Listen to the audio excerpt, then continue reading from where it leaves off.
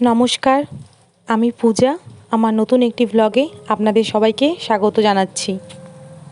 এতদিন হয়তো আপনারা সবাই আমার উপরে খুব রেগে আছেন, তাই না? এতদিন ভ্লগ দিতে পারিনি। আসলে এই ভিডিওগুলো আপলোড করাই হচ্ছিল না। ভাবছিলাম করব, বাট টাইমের অভাবে ভিডিওগুলো আপলোড করা হচ্ছিল না। এই দিনটা ছিল আমার বাবার বাড়ি থেকে আসার দিন। তো অনেক জ্যান্ত মাছ পড়েছিল, সেইগুলোই রান্না চলছিল। যদিও আমি জ্যান্ত মাছ খেতে খুব একটা ভালোবাসি না, তাও মায়ের ইচ্ছে যে না, জ্যান্ত মাছগুলো তোরাই খেয়ে বাড়ি যাবি। ওই জন্য আমি ভালো করে পরিষ্কার করে নিলাম মাছগুলো। বাবার বাড়িতে 1 মাস থাকি কিংবা 1 সপ্তাহ থাকি, আসার দিনকে সেই যে মন খারাপ, মানে এটা ঠিক বলে বোঝানোর না। এই দেখুন, আর একটা কাণ্ড বাঁধিয়ে বসেছি। মাছ কাটতে কাটতে আমার হাতটাই কাটা হয়ে গেল। তো এই যে আমার ছেলে সব সময় জলে বসে থাকতে পছন্দ করে। ওকে যদি আমি সারাদিনও জলে বসিয়ে রাখি, ওর কোনো আপত্তি নেই। তার সাথে সাথে মায়ের রান্নাতেও আমি হেল্প করে দিচ্ছিলাম। এটা ভেবেই কষ্ট লাগছিল যে এতদিন বাড়িটা গম গম করছিল। আমরা চলে আসলে আর বাড়িতে একটা মাছিও বসবে না, হয়তো পুরো বাড়িটা ফাঁকা থাকবে। জেঠু আর মা একা বাড়িতে, কত মন খারাপ নিয়ে ওরা বসে থাকবে। রান্নাও চলছিল আর তার সাথে সাথে আমি জায়গাটা ক্লিন করে নিচ্ছিলাম। এটা একটা অভ্যেসে দাঁড়িয়ে গেছে আমার। রান্নাঘর পরিষ্কার না থাকলে রান্না করতেও ভালো লাগে না। তারপর রান্না সব আমাদের হয়ে গেছে। এইবার আমরা বাড়ি চলে আসবো বলে জেঠু কিছুটা চিকেন কিনে নিয়ে এসেছিলো, এটা আমাদেরকে রান্না করে বাড়িতে পাঠাবে। তো আমি সেটাই বসিয়ে নিচ্ছিলাম। তো আমরা তো একদমই ঝাল খাই না, ওই জন্য মা বলল তুই বসা মা। তো আমিই বসাচ্ছিলাম আর বারবার হাত ধুচ্ছিলাম। আমার মায়ের বাড়িতে পেঁয়াজ আদা রসুন একসাথে যদি মিশিয়ে দিই তাহলে খুব মুশকিল, তো ওই জন্য বারবার শুধু হাত ধুতে হয়।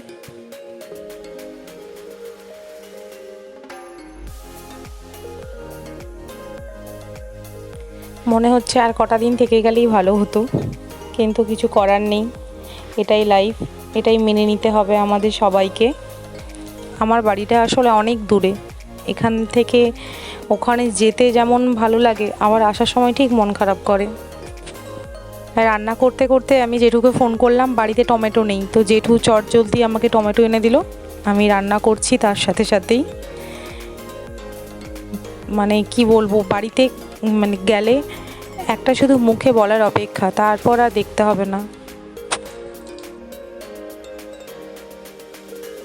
আমি কষা মাংস খেতে ভালোবাসি বলে আমার জেঠু আমার জন্য রাখবেই, আবার না নিলেও মনে করিয়ে দেবে যে কিরে মাংসটা নিলি তো। তারপর আর কি খেতে বসে গেছি। আর মা যা ভাত দিয়েছে দেখুন, এত ভাত মনে হয় আমার দুবেলা লাগবে খেতে। তো আমি আবার ভাতগুলোকে সরিয়ে নিলাম, বললাম এগুলো সরিয়ে রেখে দাও, পরে তোমরা খেয়ে নেবে। এই সবই চলতে থাকে আমাদের। আমি যা যা খেতে ভালোবাসি প্রত্যেকবার আমার জেঠু সেগুলো পাঠাবেই।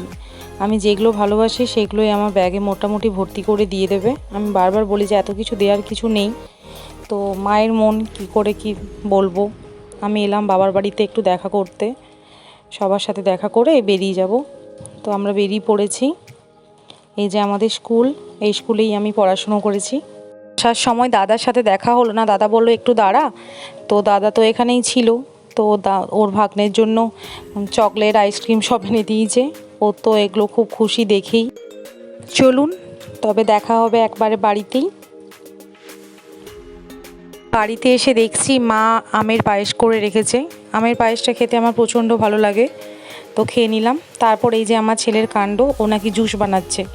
মানে আসতে না আসতেই ও শুরু হয়ে গেছে। আমি এত টায়ার্ড ছিলাম কি বলবো, কিন্তু ওই টায়ার্ডের মাঝখানেই আমাকে এগুলো সব পরিষ্কার করতে হচ্ছে। এখন আজকাল এমন হয়েছে যে 1 সেকেন্ডও ওকে আমি চোখের আড়াল করতে পারি না, কখন কি ঘটিয়ে ফেলবে।